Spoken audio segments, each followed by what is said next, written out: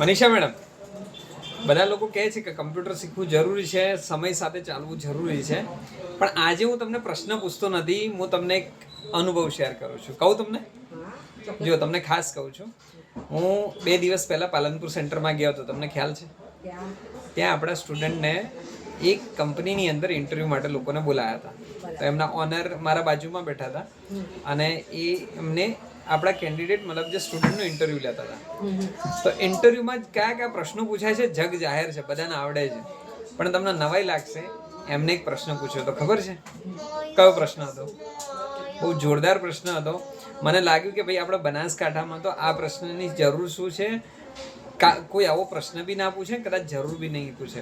એમને એવો એક પ્રશ્ન પૂછી લીધો, ઇન્ટ્રોડક્શન નહીં તો બધું ઠીક છે, એમને ડાયરેક્ટ એવો પ્રશ્ન પૂછ્યો કે શું તમને ચેટ જીપીટી વાપરતા આવડે છે? એટલે મને નવાઈ લાગી ગઈ કે ચેટ જીપીટી ઓફિસોની અંદર તો યુઝ થાય છે, મને ખ્યાલ છે, પણ ઇન્ટરવ્યૂમાં બી આવું પૂછે છે.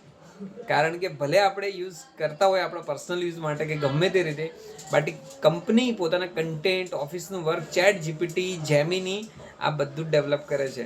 એટલે નથી કહેતા કે સમય પ્રમાણે જો આપણે નહીં ચાલીએ ને તો એક દિવસ 100% આપણે લાઈનથી બહાર નીકળી જશું. એટલે સમય સાથે હંમેશા અપડેટ થવું જ બી જરૂરી છે, ચાલવું બી જરૂરી છે. અને જેટલી સ્કિલ આપણે લાઈફમાં લઈ લીધેલી હશે તો આપણે બેકારીનો સામનો નહીં કરવો પડે. જો અમારો અનુભવ હતો મેડમ તો મેં તમને શેર કર્યો. કેવું છે? ચેટ જીટીપી ને બધું તો શીખવું જ જોઈએ, તેની જમાનાની જરૂરિયાત છે. તો જો તમે ના શીખ્યા હો તો શીખી લો, અને તમારો કોઈ પ્રશ્ન હોય તો કોમેન્ટ કરજો, સોલ્યુશન આપવાનો અમારો પ્રયત્ન હશે. Okay, thank you.